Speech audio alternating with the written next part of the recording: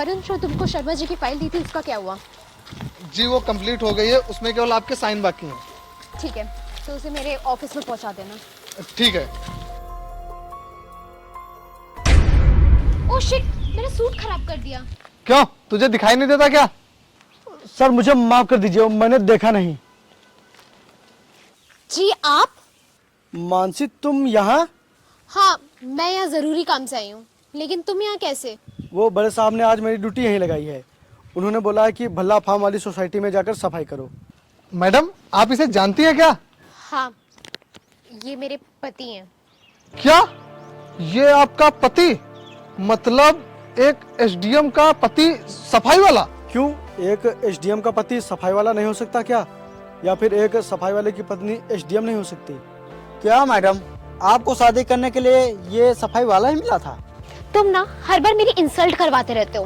तुमसे मैंने कितनी बार बोला है कि जहाँ मेरी ड्यूटी हुआ करे तुम वहाँ मत आया करो, लेकिन नहीं, तुम्हें तो हर बार मेरी इंसल्ट करवानी है।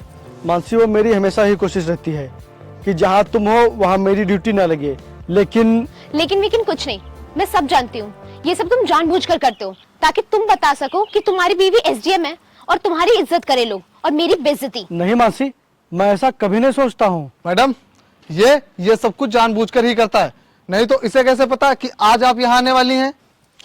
तुम सही कह रहे हो, ये सब जानबूझ कर करता है ताकि ये मेरी इंसल्ट करा सके। पता नहीं कौन सी मनहूस घड़ी थी जो मैंने इससे शादी कर ली।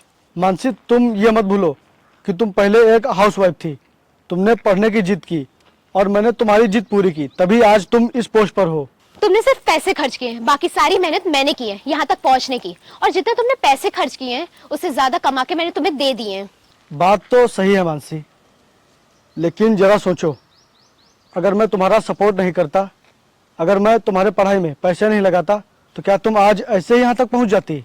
मैं जानता हूँ मानसी, तुम्हें मुझे पति कहने में शर्म इसलिए आ रही है क्योंकि मैं एक सफाई वाला हूँ। हाँ, तुम सही कह रहे हो, मुझे शर्म आती है तुम्हें अपना पति कहते हुए, और ये सोच कर भी कि एक सफाई वाला मेरा पति है।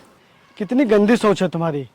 जब तक मैं तुम्हारी पढ़ाई करवा रहा था तब तक मैं सही था, लेकिन आज तुम इस पोस्ट पर पहुंच गई हो तो मैं तुम्हें बुरा लग रहा हूँ।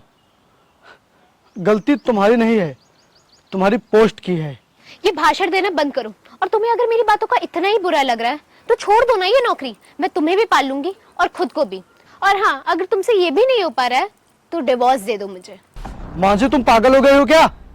जिस नौकरी को तुम इतना बुरा भला कह रही हो, आज उसी के चलते तुम यहाँ तक पहुंची हो।